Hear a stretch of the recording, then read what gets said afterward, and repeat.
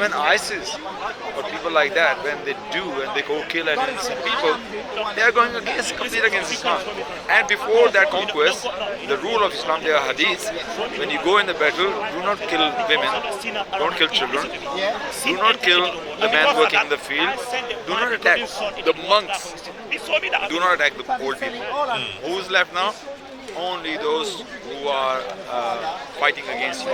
And even among them, if somebody say, I don't want to fight anymore, you just leave that person as well. I mean, does it show the person is somebody's bloodthirsty? Right, I say somebody who's only following the command of God. Alright, so if you heard that, I don't know, ISIS said that someone had stolen some of their stuff and so they went to raid some of their convoys, you say that was okay though? If somebody stole their stuff, and they went right. Is their right to take it back from them. Right. It's just like what do you call it? A universal right they have. Right. Everybody, if somebody takes something from you, you can forgive if you really can afford it, but you can take it back as well without killing them. If they fight back, you can kill them as well. All right. So basically, if ISIS, if there's some fighters in ISIS who something as bad as happened to them, that means.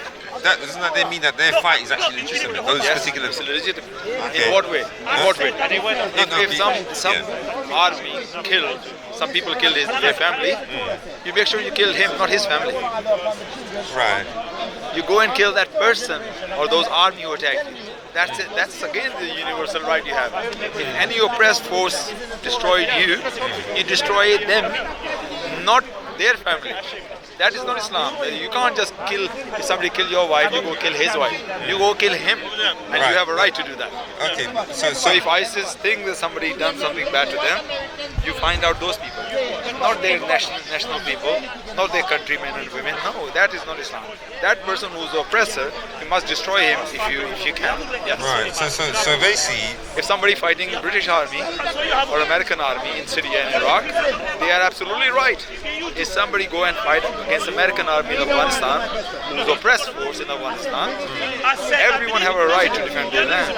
So they're fighting American forces, absolutely that's jihad. But if anybody killing an American journalist or anybody American citizen or their even soldiers' family, that is terrorism, completely haram. So fighting against the oppressor is allowed. So basically what you're saying is that if ISIS fight, ISIS, Taliban, whoever. Yeah, it's basically fighting because of the injustice they did against Saddam. It's legitimate to fight the invaders who came. Absolutely. Fighting against the invaders is absolutely always allowed. For example, if Germans took over Britain in the World War II, and soldiers walking in the street, you're allowed to kill the soldier if you can. To take down Islam. Fighting against the invaders is absolutely always allowed. For example, if Germans took over Britain in the World War II, and soldiers walking in the street, you're allowed to kill the soldier if you can. French done that. So, because they are oppressed force in your land, they have no right. They came by force. So killing that soldier is your right. Killing an Israeli soldier who's going to Palestine, absolutely jihad. I would say that. I'm not shy of that. Because Israeli soldiers in Palestine, in some parts of Palestine, not in Israel. Israel is their land, they have a right to defend that. No problem. But if they're coming in Israel, Palestine as the oppressed force, you have a right to fight them. And if you die, it's jihad. But what you cannot do is, you cannot go and find Israeli children or women or even a guy who's not part of the oppressed force. That's completely haram. And I say innocent bystanders. Right, so basically, some of what ISIS is doing could be legitimate. Yes, but if somebody is killing a soldier, oppressed force, right, but also killing an innocent person, that is wrong, completely wrong. He has crossed the line. He is a terrorist now. Even though he killed a soldier, oppressed person, the one who oppressed force, but when he killed an innocent person, he just crossed the line. He is no more a jihadi anymore. He is a terrorist. So you can't say he done some good or some bad. No, if he intentionally kill an innocent person, he is a terrorist. So ISIS are doing it as a terrorist. So it sounds to me like what the imams over here should really be doing then is vetting what's going on over there and only send people to fight when they know that. Which Imam was sending people? Which Imam was sending people to fight? No, I'm just talking about all these people from Europe. Like, Brainwashed people. Yeah, they're brainwashed people. I mean, like in anywhere. No, but you did say that there could be legitimate battles, so they could find where the legitimate battles See, are. that's a very fair question. If somebody is going to Syria, in Iraq, two things I say personally. If British force is there and you're fighting against the British force, you have lose your right to come back to Britain. Yeah, I do agree with you. Because you are fighting against the country. You have no right to come back here now. But if you're fighting and you think British forces are wrong, they shouldn't be there. And I believe it's wrong. They shouldn't be there. And if anybody go and fighting British forces over in the land, first of all, they are right. They have no right to come back here. Now you go and defend that land, and only against the force, not against the innocent person. And I believe that's legitimate. That's absolutely legitimate. And that's what Islam is. But you can't do double standard. You go and fighting British and they're coming back here as well. No, this is ridiculous. You are an enemy of this country now, and it has to be just and fair. You become enemy. You have no right to come back here now. Because you consider them enemy. Yes, there's another way as well. If you live in this country, you speak against. Like many people, British people who live in this country, they are speaking against the war. They speak against the army's invasion of Iraq. Attack. When Tony Blair went there, many people speak against that. They say it's wrong, our army should not be there. And that's why you can still live in this country and you can speak against it. Like I, as a Pakistani, I speak against Pakistani when they went into the northern areas and they killed a lot of people in the northern area. Everybody in Pakistan. In Pakistan, when they think the Taliban was there, but they were actually following the orders of America. That you need to do something. So I speak against the Pakistani army. They shouldn't do that. It's wrong. So you can do that within living in your country and saying this is wrong, you shouldn't do that. You can speak against your army. But once you pick a weapon against your army, then you lose the right. You cannot be part of that nation. You understand what I'm trying to say? So if somebody go there and fight against the army, which they believe is oppressed, and I believe any army goes any other country without invitation, they are oppressed. They're wrong. It doesn't matter if it's my father or my brother. They're wrong and wrong. You have to speak against. So you understand what I'm trying to say? So there's a balance, and that's what Islam teaches us. Be just even against your own father. So yes, if somebody fight against the army, they are completely legitimate, but killing any innocent person is completely take you out of the fold of Islam. But I say you become a terrorist. I'm not going to say ISIS are no Muslim. I'm not one of those who say they're not Muslim. So what I say, there are criminals because they say they are Muslims. So I have no right to judge them. They are not Muslim because Allah judged them. Their actions are not a Muslim's actions. To take down Islam. It says Abu Sayyid al-Khudri reported that at the Battle of Hunain, Allah's messenger sent an army to Outas and encountered the enemy and fought with them. Having overcome them and taken them captives, the companions of Allah's messenger seemed to refrain from having intercourse with captive women because their husbands being polytheists. Then Allah Most High sent down regarding that, and women already married except those whom your right hand possess, 424, i.e. they were lawful for them when the Iddah period came to an end. So they became their slaves. So once somebody becomes your slave, their marriage got annulled. Their marriage got annulled because they are not your property. So don't you think that's worse than the Bible? Well, because the fact that their marriages can get annulled, whereas as far as I could see, there's no such thing in the Bible. Quran is not Bible. Huh? Quran is not Bible.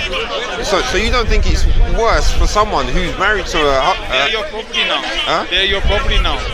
They're your property now. And this is not like you're just grabbing any woman. You're talking about in the situation of war. When you fight with the enemy, when you overtake them, the women are the booty. The men are your prisoners. They become your slaves as well.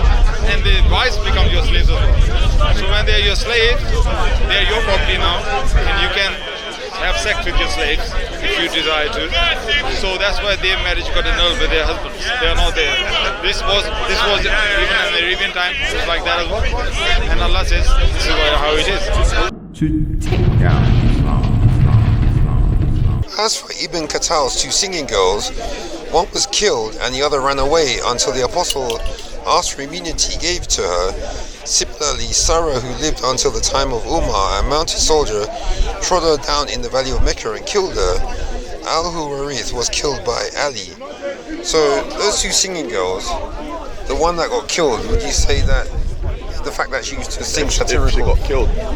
Right. I can't. What was the condition? What was the situation? I'm saying I need to even understand if that's What authentic. I'm saying. So we cannot just read it, sir. Right. This is the late Sirah, when they entered Makkah. Yeah. So it's the late years, and we need to. These events has to go through the Sirah of the Prophet Sallallahu Alaihi Wasallam. Also, you mentioned that they were killed by different people. Yeah. Was that on the basis of the Prophet's command, or was that in their own individual thing? Because I heard one that said someone was killed by Ali. Oh no, it says because remember at the beginning it said the apostle had instructed his commanders when they entered Mecca only to fight those who resisted them, except a small number who were to be killed, even if they were found beneath the curtains of the Kaaba. And then the rest of it is giving you a summary of who was ordered to be killed. Yeah. So according to Ishaq, those 2 singing girls. There's a reason. There must be a reason. No, but he says that he sang satirical songs. No, but there must be another condition, some other sort. Because when I went through the Sirah, like I didn't go, but I went once, and I know the one who was reading the Sirah. I remember that when he asked me how many people he killed, I said 4 or 5. There were 6. I remember from that he gave certain Are you saying it doesn't even kill them? Even some of them came and then they said like we'll give you bay'ah and stuff, and he let them off. Yeah. So it's those people who got killed. I think must be reasons, and there must be things that we are not looking into it. But also, you remember that hadith you said about Abu Sufyan? That the Prophet said, anyone who takes refuge in Abu Sufyan's house is free. Yeah. That would seem to contradict this, because and also the fact that I don't know, it's weird that the Prophet is saying kill these people. Yeah. Where are you taking this from? Ibn Ishaq. And Ibn Ishaq is the go-to place for all of these funny things. Because it's the Sirah. Yeah. To take down Islam. Alright, so I was going to give you this next one then. This is Sunan Abu Dawood, book 38, number 4348. It says, narrated Abdullah ibn Abbas, a blind man had a slave mother who used to abuse the Prophet and disparage him. He forbade her, but she did not stop. He rebuked her, but she did not give up her habit. One night, she began to slander the Prophet and abuse him. So he took her dagger, placed it on her belly, pressed it and killed her. A child who came between her legs was smeared with the blood that was there. When the morning came, the Prophet was informed about it. He assembled the people and said, I adjure by Allah, the man who has done this action, and I adjure him by my right to him that he should stand up. Jumping over the necks of the people and trembling, the man stood up. He sat before the Prophet and said, Apostle of Allah, I am your master. She used to abuse you and disparage you.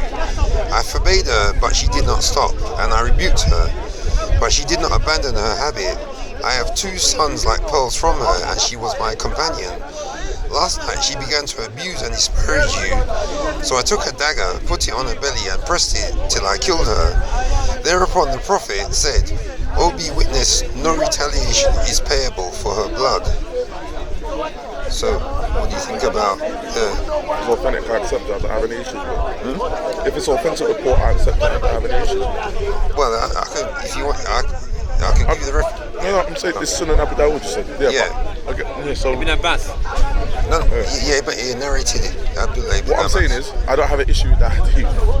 Yeah. So, the woman insulted, the man killed him. The Prophet asked who killed him. He said she was cursing you too much, I couldn't take it, I killed her. So the Prophet's action. So you'd say that So essentially, what you're saying is you agree that people who slander the Prophet, Essentially, what I'm saying is that's not the action of the Prophet; it's the action of the man. Yeah. And if the Prophet allowed it, then the Prophet allowed it, and I don't have an issue with it. No, but it doesn't teach me that I can go and kill somebody who slanders the Prophet. No, I know that, but it's the fact that saying it's a precedent, so the fact that he, this is like, Is this? is it saying a precedent? That's why I said if it's all, I said if it's authentic. It's the third book. this one's Sahih, because I checked it. I mean, you can look it up.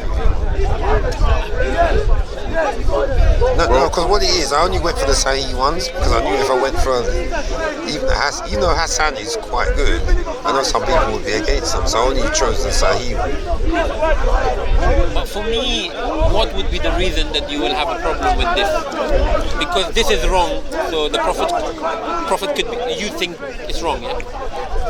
Well, notice that he killed her, so normally his blood should have been forfeit because of killing her. No, according to what legislation would his life be forfeit? According to what legislation would his life be forfeit? Well, anywhere else. I mean, any country. I don't know of any country in the world where he wouldn't have got the death. Well, murder. Yeah, you're thinking about. Okay, so we're talking about 7th century where you don't have courts, you don't have police. To take down Islam. So my point is this: to understand an historical statement, you need a context, and you Well, think he didn't answer. right. So about what I've just said, have you any comments No, at all? because I asked him about. He read the hadith, so I'm waiting for Abbas to No, comment you said on you don't need a context. I'm it. And addressing then I your point. explained the reason. Well, simply because some other Muslims say That other Muhammad things. he only attacks people who attacked him. No, we're talking about this hadith. So is that statement true? No, it's not true. Oh, so Muhammad did have people attacked as No, well. what he no. Yes, he did. Yes, he did. No, he did. Sometimes he engineered. Are you Muslim? Sometimes he assassinated enemies. For example, there was a so-called poetess who was fermenting through her poetry, calling on the enemies of Muhammad to rise up and attack the Muslims. Now, this is a situation of war. I'm giving you an example. Does it say that in the poetry? You've got the actual reference where it says she told them to do that. Yes. Well, no, Ibn Ishaq is the reference. Are you aware? Yeah, I've It's actually over 900 pages long. Alright. So Muhammad had the equivalent would be in English history. You may or may not know this. So it doesn't matter if you don't. During the Second World War, there was a guy called Lord Haw-Haw. That's what he was called by the British press. And he was an Englishman who went over to the Germans and he broadcast on German radio. And he tried to demoralise the English. He said, "Oh, you English. Winston Churchill was just a drunkard and he's a warmonger. And Hitler's such a nice guy." And when after the war, when the British caught him, he was executed, obviously. But how can you say that he didn't actually physically attack anyone? But what he did was, in a time of war, he was a threat to the security of the nation because he was, through propaganda, basically trying to demoralise the British armed forces and so on. He was a real threat. Analogously, some of the so-called poetesses, there was two or three of them, were through their poetry, which was a very powerful medium in Arabia then, they were calling on people in Mecca to rise up against Muhammad and kill him specifically.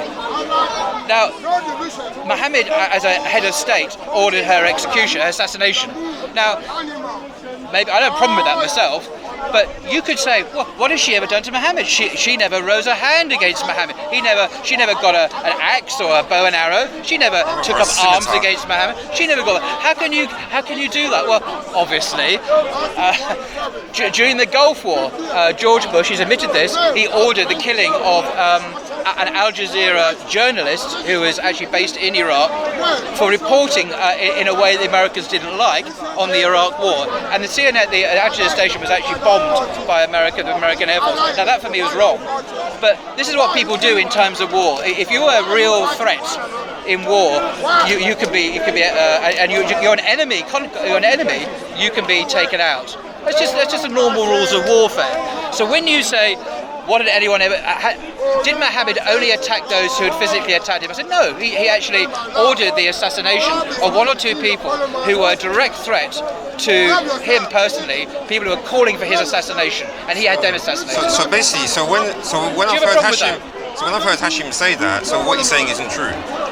Sorry? So when I've heard Hashim say Hashim? Who's Hashim? What's Hashim? I'm talking about Ibn Ishaq here. I'm talking about Hashim. Yeah, that's fine. I'm talking about the historical sources here. If you read them, obviously you haven't if you're not familiar with these were not innocent people. In a time of war, they were calling on the people to attack and kill Muslims. So Muhammad, in his wisdom, decided, we're going to take this woman out. To take down Islam. It says, Ali bin Abi Talha reported that Ibn Abbas said the abandonment refers to not having intercourse with her, to lie on her bed with his back to her. Several others said similarly. As-Sudi, Ad-Dahak, Ikrimah, and Ibn Abbas in another narration added, not to speak with her or talk with her. The Sunan and Masnad compilers recorded that Muawiyah bin Haidar al-Qushayri said, O Allah's Messenger, what is the right that the wife of one of us has on him? The Prophet said, to feed her when you eat, clothe her when you buy clothes for yourself, refrain from striking her face or cursing her, and to not abandon her except in the house. Can you repeat again this one? To feed her when you eat, clothe her when you buy clothes for yourself, refrain from striking her face or cursing her, and to not abandon her except in the house. Allah's statement, beat them, means if advice and ignoring her in the bed do not produce the desired results, you are allowed to discipline the wife without severe beating. Thank you. That's clear. That's clear what I'm saying, eh? Yeah. That's it. So it mustn't be severe. I'm not talking to you. Thank you. Right. So You can talk to yourself. We're talking to him. But you are allowed to beat her. Well, it says without severe beating. Thank you. Right. How do you interpret severe? So basically, you can beat them, just it mustn't be severe. Huh? You can beat them, but it mustn't be severe. Yes. You can beat them. Yeah, I can beat them. Until they're obedient. Okay. Yeah. Until they're obedient. Well, no. That's significant because other people don't say that. You have to realize. No, but remember, you're beating her until she's obedient, and you have to put just the amount of pain that she gets the meaning, but you don't, but you're not severe. How many men can beat their wives, right, in such a way that that she gets the point, but they don't cause the her question. severe pain? To take down Islam. So basically, this is Sahih al-Bukhari, and this is like a scan of the book, and it says here. So what I did is I sort of made a mistake because I started reading it where it says narrated Abu Huraira, and then I read this part, but then going back I realized that this is actually that's right. So this commentary, because it's got the Arabic there, because I just wanted if you could confirm, does the Arabic does it seem to say what the English says? Oh, okay, sure. Yeah.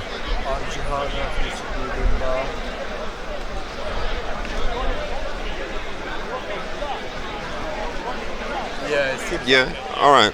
So that commentary, who would that have been by? Looks like the editors.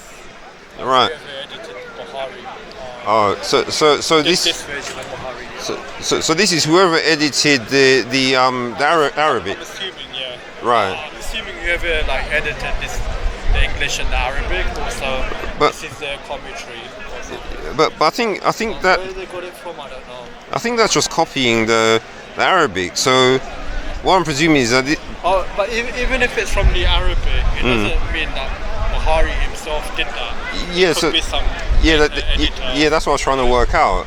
Because So- even the headings are not necessarily done by Bukhari himself. Right. Done by later scholars, So redacting his work.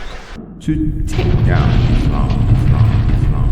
So is it right for some Muslims, say there are some unbelievers in the area who they try to convince to become Muslims and they rejected them?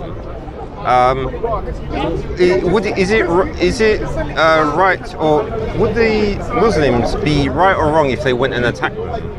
Those people who reject to become Muslim. Yeah. There's no such thing in the Quran. There's no such thing in the Quran and Sunnah. No. But what I'm wondering is, If some Muslims do that, I don't follow Muslims. I follow Quran and Sunnah. all right, but you say that those Muslims would be wrong to do that. If it's completely, there is completely nothing wrong these people have done. Only the wrong they done was they don't want to accept Islam. If any Muslim done that, of course it's wrong. All right, but would so the Muslim be wrong if they attack that? Absolutely. Yeah. All right, so this is Sahih al-Bukhari, book 3, volume 3, number 717, says, narrated Ibn Aun, I wrote a letter to Nafi, and Nafi wrote in reply to my letter that the Prophet had suddenly attacked Bani Mustalik without warning while they were heedless, and their cattle were being watered at the places of water. Their fighting men were killed, and their women and children were taken as captives. The Prophet got Juwira on that day. Nafi said that Ibn Umar had told him the above narration, and that Ibn Umar was in that army.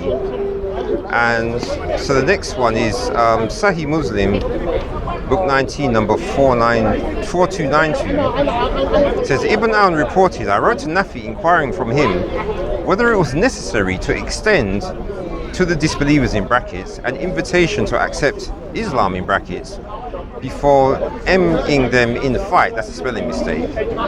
He wrote in reply. Give me the reference of this hadith. Yeah, it's Do you have an international number? No, I've got both. Give me international number if you have. You mean the Arab one? Because there's the newer Arab one and the older the long number. English. The long number, not the volume and the book and everything. Just give me one number. Well, the 100. It must be in hundreds. Yeah. Well, you want the Sahih Muslim? Yeah. Well, the Arabic is book 32, number 1. Book 32, number 1. Yeah. Sahih Muslim. Oh, okay, sorry. 1 second. Let's find the hadith. Book 32. The book of jihad and expeditions. It's come from Ibn Or, yeah? Ibn On, yeah? Yeah, that's the one. Yeah. I wrote to Nafi inquiring from him whether it was necessary to extend. I'm not going to read in the brackets. Okay. I'm going to read what the hadith says.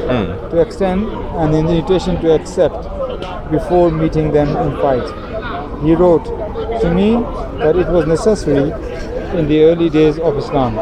The Messenger of Allah ﷺ, made a raid upon Banu Mustalik while they were unaware, and their cattle were having a drink at the water. He killed those who fought and imprisoned others.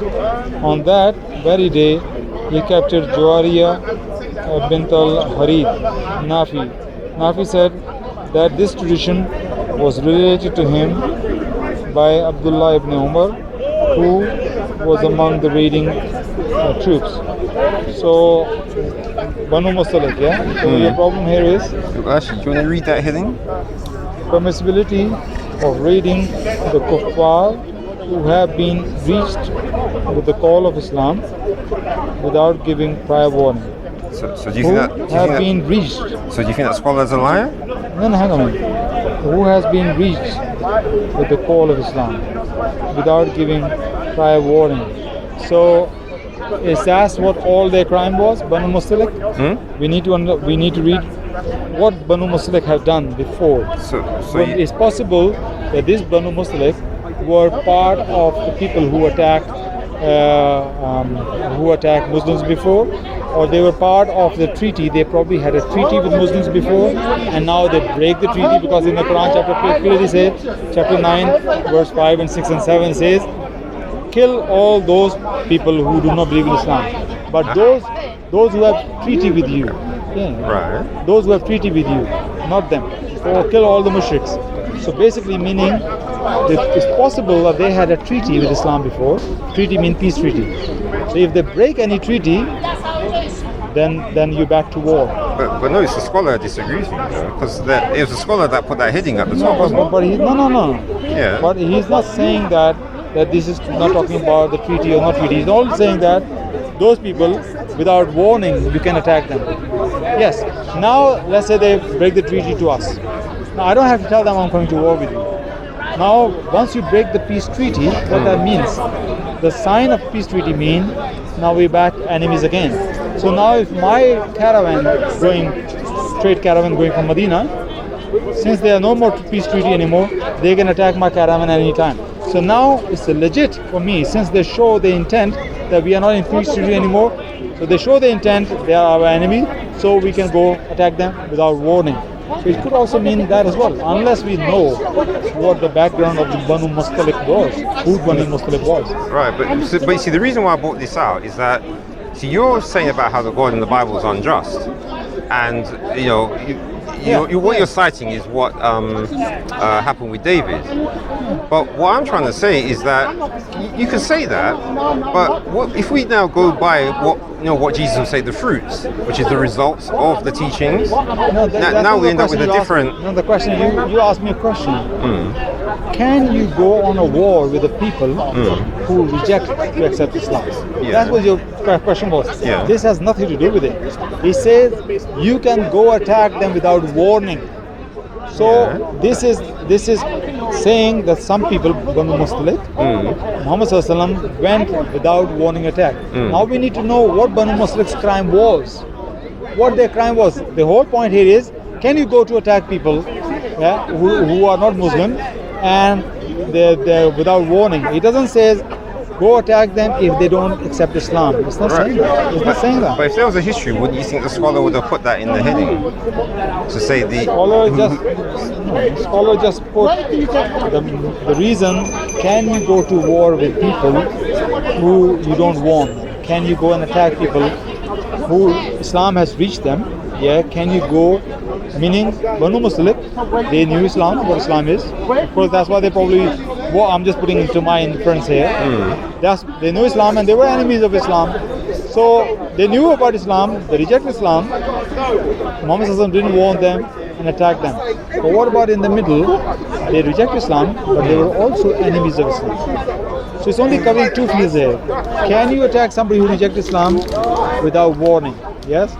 But it's not saying that what their crime was. Right, but you say that they were... Their crime was not only that rejecting Islam.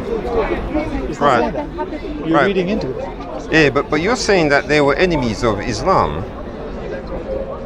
Because Quran did say that clearly. Chapter 9, verse 5 to 7, if you read it, those who, even the mushriks, even if they have, you have treaty with them, if they stand by their treaty, don't attack them.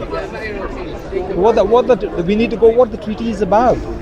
Treaty was about peace. No more fight between you and us. Any tribe is your friend, they are our friends. Any of our tribes, our friends, they're your friends. So there was a joint treaty. That's why conquest of Makkah took place, because one of the tribes of Quraysh, the friends of the Quraysh, they attacked Muhammad Sallallahu Alaihi Wasallam's friends. So Muhammad Sallallahu Alaihi Wasallam says three things to the Quraysh. Give those tribes to us.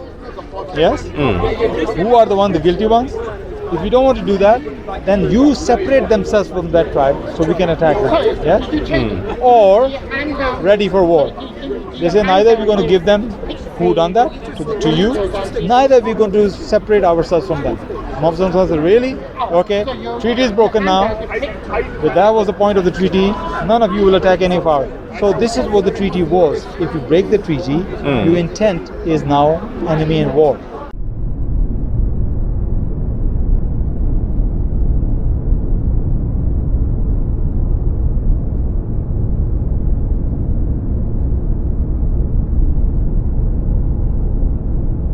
Israelites will return to take down Islam.